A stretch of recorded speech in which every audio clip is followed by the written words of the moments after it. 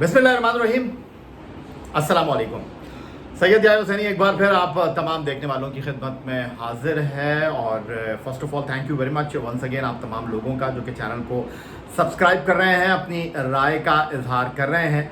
और आपको मालूम है कि आज की जो वीडियो है वो जनाब जनूबी अफ्रीका और जिम्बाब्वे के दौरे के लिए पाकिस्तान क्रिकेट बोर्ड की सिलेक्शन कमेटी के सरबराह मोहम्मद वसीम साहब ने टीम को मुंतखब किया है। 3 मुख्तलिफ फॉर्मेट की टीम है जिसका इंतखाब हुआ है, उस पर हम बात करेंगे। और जो ट्विटर अकाउंट है मेरा, उस पर आपकी जो नज़र पड़ी होगी मेरी ट्वीट से आपको अंदाज़ा हो गया होगा कि इस सिलेक्शन के ऊपर मेरे बड़े तहफ़्फ़ुज़ात हैं और होना भी चाहिए। और मोहम्मद वसीम जिनको हमने बहुत ज़्यादा जो है वो प्रेस किया था, बहुत ज़्यादा उनके सिलेक्शन को सराहा था जब उन्होंने जनूबी अफ्रीका के ख़िलाफ़ 2 टेस्ट मैचों की सीरीज़ के लिए 20 रुकनी स्क्वाड का ऐलान किया था।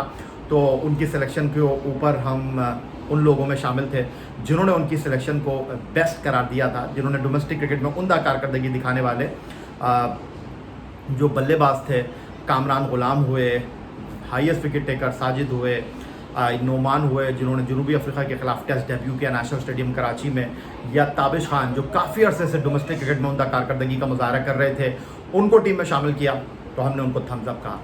लेकिन बात दरअसल ये है कि जब उन्होंने जनूबी अफ्रीका के ख़िलाफ़ T20 सीरीज़ के लिए टीम का इंतखाब किया, वहाँ पर भी उन्होंने मौका दिया नवाज़ को, वहाँ पर भी उन्होंने मौका दिया जाहिद महमूद को, वो भी एक अच्छा सिलेक्शन था। यहाँ पर भी उन्होंने बहुत से ऐसे नए खिलाड़ियों को इंट्रोड्यूस कराया है। लेकिन उनकी सिलेक्शन को देखने के बाद जो एक चीज़ वाज़े तौर पर दिखाई दे रही है, वाज़े तौर पर आया है कि मनसूबाबंदी का फुक़दान दिखाई दे रहा है। अगर मोहम्मद वसीम इसी रविश पर चलते रहे कि डोमेस्टिक क्रिकेट के परफॉर्मर जो हैं उनको टीम में डालते रहे और एक सीरीज़ के बाद खिलाड़ियों को बाहर करते रहे, ठीक है, उनकी मर्ज़ी। लेकिन यहाँ पर कोई क्लैरिटी नहीं आ रही, यहाँ पर कोई उनकी पॉलिसी में वाज़े तौर पर एक चीज़ नज़र नहीं आ रही कि वो करना क्या चाहते हैं। बहुत सारे ऐसे खिलाड़ी हैं जो टीम में नहीं हैं, जिनके ऊपर उनके पास कोई जवाब नहीं है। फिर फिटनेस क्राइटेरिया बोर्ड का क्या है वो मेरे समझ से बाहर है। एक सीरीज़ कोई खिलाड़ी पूरी खेलता है, फिर अचानक वो टीम से गायब हो जाता है, कह दिया जाता है कि ही इज़ नॉट फिट। कोई खिलाड़ी टीम में आ जाता है, उसके फिटनेस पर मिसबाउल हक कुछ कहते हैं, सिलेक्शन कमेटी कुछ और कह रही है। मैं बिल्कुल शर्जील खान की बात कर रहा हूँ, उनको टीम में लेकर आए हैं जिन्होंने पाकिस्तान सुपर लीग सीज़न 6 2021 की वाहिद 100 की। और उनके क्रेडेंशियल के ऊपर, उनके टैलेंट के ऊपर, उनके स्किल्स के ऊपर कोई सवाल नहीं है। लेकिन यही क्रिकेट बोर्ड है, यही चीफ सिलेक्टर है, जब बात करते हैं कि जी मैं कॉम्प्रोमाइज़ नहीं करूँगा फिटनेस के ऊपर, तो फिर शर्जील किस फिटनेस क्राइटेरिया को टेक करते हुए टीम का हिस्सा बने हैं। खुद चीफ सिलेक्टर ये कह रहे हैं कि जी अगले 6 महीने में अगर शर्जील की यही फिटनेस रही तो मैं ये बात वसूख से नहीं कह सकता कि शर्जील टीम में होंगे या नहीं होंगे, क्योंकि कहीं ना कहीं आपकी फिटनेस आपको लेकर चलती है, कहीं ना कहीं आपकी फिटनेस आपको ऊपर लेकर जाती है, कहीं ना कहीं आपकी फिटनेस आपको नीचे लेकर आती है। और ये बात जो है कोई किसी से ढकी छुपी है नहीं। बहुत सारे खिलाड़ियों को जनूबी अफ्रीका के खिलाफ 3 T20 मैचों की सीरीज़ में मौका दिया मोहम्मद वसीम ने, उनको टीम से क्यों बाहर कर दिया, इसका उनके पास कोई वाज़ेह जवाब नहीं है। शादाब को वो किस बुनियाद पर टीम में लेकर आ गए, इसलिए कि सिर्फ वो वाइस कप्तान है? क्या शादाब अहमद वाइस कप्तान की हैसियत से टीम का पार्ट रहेंगे? बहुत ज़्यादा बहस हो रही है कि जनाब रिजवान जो हैं अब उनके सिलेक्शन के ऊपर कॉम्प्रोमाइज़ कर लेना चाहिए। वो ओपनर खेल रहे हैं, उन्होंने अपने आप को मनवा लिया है, वो ट्राई एंड टेस्टेड हो गए हैं, तो वनडे और T20 में आप उनके साथ इनिंग का आगाज़ कर सकते हैं। लेकिन अभी तो मैं कह सकता हूँ कि पार्टी शुरू हुई है, अभी तो बहुत कुछ हमको देखना है, बहुत कुछ इस टीम ने फेस करना है। तो दूध का दूध और पानी का पानी हो जाएगा। मेरा ख्याल है पहले आ जाते हैं T20 टीम की तरफ। और T20 टीम में जनाब आसिफ अली क्यों है, आसिफ अली ने ऐसा क्या किया है? चले आसिफ अली को आप मौका दे देते हैं। लेकिन T20 टीम से खुशदिल शाह ड्रॉप हो गए हैं, T20 टीम से इफ्तिखार ड्रॉप हो गए हैं, T20 टीम से हुसैन तलत बाहर हो गए हैं। हुसैन तलत को आपने सिर्फ एक मौका दिया और टीम से बाहर कर दिया। मैं मानता हूँ उनको आप न्यूजीलैंड लेकर गए थे, लेकिन आपने उनको कोई प्रॉपर चांस तो नहीं दिया था। पाकिस्तान शाहीन से वो खेल रहे थे, लगता है हुसैन तलत जो है उनको आप दूसरा उमर अमीन बनाने के लिए जा रहे हैं। फिर जनाब प्रोफेसर हफीज़ की टीम में वापसी हुई है, उनके साथ आपने ज़्यादती की थी जनूबी अफ्रीका के खिलाफ। बायो सिक्योर बबल, जिस तरह फ्रेंचाइज ओनर कह रहे हैं कि सिर्फ कागज़ पे था, होटल में नहीं था, पाकिस्तान सुपर लीग सीज़न 6 2021 के 14 मैचों में, और बायो सिक्योर बबल बस्ट हुआ और उसके बाद लीग को जो है वो मुलतवी करना पड़ा। अगर से कह दिया गया है कि जून में जो है बाकी मानदा 20 मैच होंगे, लेकिन बहरहाल हफीज़ के साथ आपने जो किया था वो सबके सामने है। मैं उसमें मज़ीद कुछ कहना या सुनना नहीं चाह रहा। फिर उसके बाद जनाब आप टीम में वसीम जूनियर को लेकर आए हैं, और आप वसीम जूनियर को टीम में लेकर आए हैं, तो फिर बात दरअसल ये है कि यहाँ पर आप इतने नए खिलाड़ियों के साथ क्यों जा रहे हैं? इतने सारे नए खिलाड़ियों के साथ रहने की वजह क्या है? आपको इस साल T20 वर्ल्ड कप खेलना है, ये जनूबी अफ्रीका की सीरीज़ है, जनूबी अफ्रीका की सीरीज़ के बाद आपने इंग्लैंड में खेलना है, अपने होम ग्राउंड पर इंग्लैंड एंड न्यूजीलैंड से मुकाबला करना है। आप अपनी टीम की फॉर्मेशन बनाना क्या चाह रहे हैं? वहाब रियाज आपके प्लान में है या नहीं है? चीफ सेलेक्टर कह रहे हैं कि वहाब रियाज से उन्होंने बात की है, शोएब मलिक से उन्होंने बात की है, चले जी मान लेते हैं। फिर उसके बाद जनाब सरफराज अहमद टेस्ट में भी है, वनडे में भी है, T20 में भी है, उनके हवाले से कोई पॉलिसी जो है वो अभी तक समझ आ नहीं रही, दिखाई दे नहीं रही कि वो इस टीम के साथ, ठीक है, वनडे टीम के साथ अगर है उनका कोई रोल होना चाहिए। आप उनको टीम के साथ कैरी ज़रूर कर रहे हैं, लेकिन अब सवाल उठने लगेंगे कि भाई फिर बाकी मानदा विकेट कीपर्स कहाँ जाएंगे? बाकी मानदा विकेट कीपर्स जो हैं वो कहाँ कैसे मौके हासिल करेंगे? आप रोहिल नज़ीर को इंग्लैंड घुमा कर लेकर आ गए, न्यूजीलैंड घुमा कर लेकर आ गए, आपने शाहीन का उनको कप्तान बनाया। अब आप यहाँ पर रोहिल नज़ीर को किसी एक टीम में रख सकते थे, जिम्बाब्वे लेकर जा सकते थे, छोटा दौरा है, लेकिन आपने उनको दूध में से मक्खी की तरह निकाल कर बाहर रख दिया। फिर यहाँ पर अगर हम बात करते हैं फास्ट बॉलिंग की, तो फास्ट बॉलिंग में जनाब अगर हम बात करें तो अरशद इकबाल कराची किंग्स के दाएं हाथ के तेज़ बॉलर, मैं ये नहीं कहता कि उनको टीम में नहीं लेना चाहिए था, बिल्कुल एक अच्छा इजाफा है। और उसके साथ अगर हम बात करते हैं हारिस रऊफ़ की, शाहीन शाह अफरीदी की, उसके साथ अगर हम बात करते हैं हसनैन की, तो बात दरअसल ये है कि आपको अपने जो खाने हैं उनको टिक करना पड़ेगा, आपको चीज़ों को बेहतर अंदाज में आगे लेकर चलना होगा। जाहिद महमूद को आपने कैसे T20 टीम से ड्रॉप कर दिया? जाहिद महमूद कैसे आपकी T20 टीम में जो है जनाब जगह हासिल नहीं कर पा रहे हैं, और कैसे शादाब खान को आपने टीम में रख लिया? अगर आप शादाब खान को टीम में रख रहे हैं तो ये चीज़ इमाद वसीम के ऊपर क्यों अप्लाई नहीं हो रही? इमाद वसीम क्या सीनियर प्रो नहीं है? आपने उनको दूध में से मक्खी की तरह निकाल कर बाहर रख दिया। उस्मान कादिर के होते हुए आपको लगता है कि शादाब खान टीम में जगह बना पाएंगे? मैं ये नहीं कहता कि आप उनको बिल्कुल डिस्कार्ड कर दें, लेकिन शादाब खान को आप परफॉर्म करना होगा, शादाब खान को आप अपने खेल में बेहतरी लाना होगी। पाकिस्तान सुपर लीग में एक कप्तान की हैसियत से वो इस्लामाबाद यूनाइटेड के लिए ज़रूर कामयाब रहे होंगे, लेकिन एक खिलाड़ी की हैसियत से वो मुकम्मल तौर पर एक्सपोज हो गए। वनडे सीरीज़ हमारी जनूबी अफ्रीका में बड़ी अहमियत की हामिल है, और इस वनडे सीरीज़ की अगर मैं बात करता हूँ तो ये वनडे सीरीज़ जनाब ICC world cup 2023 super league का हिस्सा है, और अभी ये नहीं पता कि जनूबी अफ्रीका अपने इंपॉर्टेंट खिलाड़ियों के साथ ये वनडे सीरीज़ खेलती है या नहीं खेलती, लेकिन हमारा जनूबी अफ्रीका में वाइट बॉल क्रिकेट में कुछ ट्रैक रिकॉर्ड इतना अच्छा नहीं है।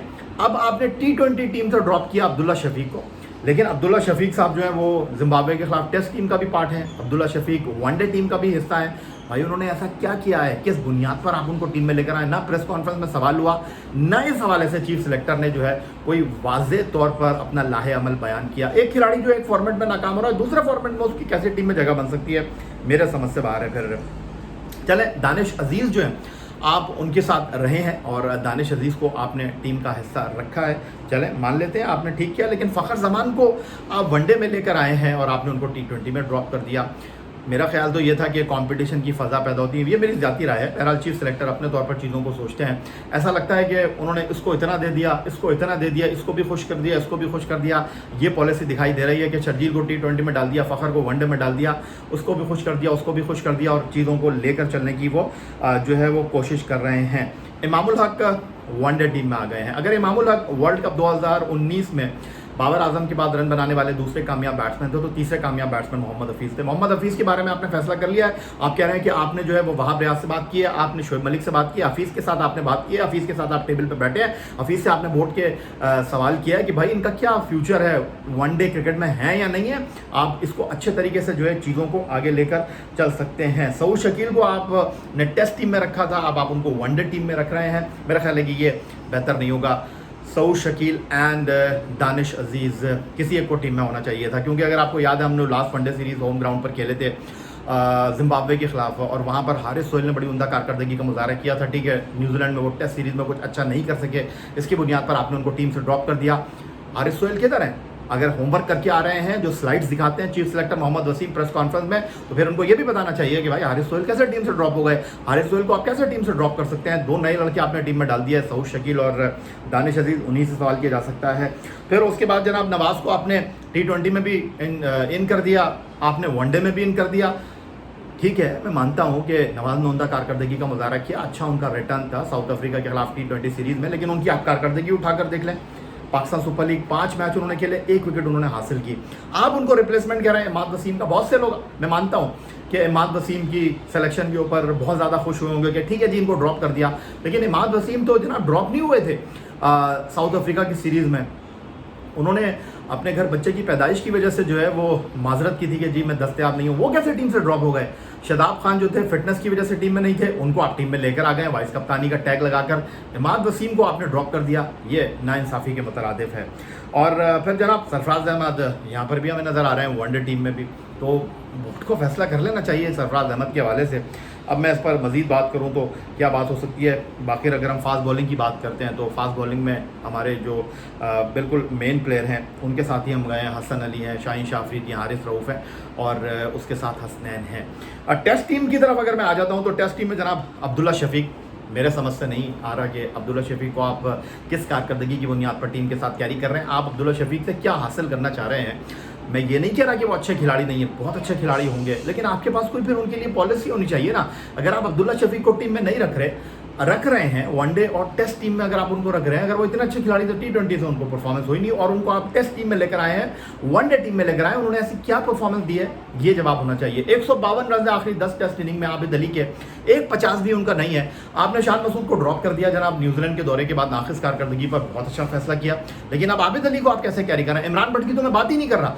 इमरान भट्ट जो है पहली सीरीज खेले थे, उनको मौका मिलना चाहिए, स्लिप में उन्होंने बड़ी उम्दा कैचिंग का मुजाहरा किया, लेकिन आबिद अली का सिलेक्शन, अब्दुल्ला शफीक का सिलेक्शन कहीं से जस्टिफाई नहीं होता। आप शान मसूद को मौका देते, अब जिम्बाब्वे जैसी कमज़ोर टीम के खिलाफ रन्स के अंबार लगा देंगे आबिद अली और उसके बाद उनका जो है वो अगले 3-4 महीने पक्के हो जाएंगे, ये बात समझ से बाहर है। फिर जनाब अगर हम बात करते हैं, आप इमरान भट्ट, ठीक है, इमरान भट्ट को आप लेकर आए। सलमान अली आगा, लाहौर कलंदर की फाइन, डोमेस्टिक क्रिकेट में उम्दा कारकर्दगी का मुजाहरा किया, जनूबी अफ्रीका के खिलाफ टेस्ट टीम में वो मौजूद थे, वो यहाँ पर भी हमें दिखाई दे रहे हैं। फिर सऊद शकील को भी आपने रखा है साउथ जिम्बाब्वे में, जो यहाँ पर हमने 2 टेस्ट मैच खेलने हैं, उसमें नवाज को आपने टेस्ट टीम में भी डाल दिया।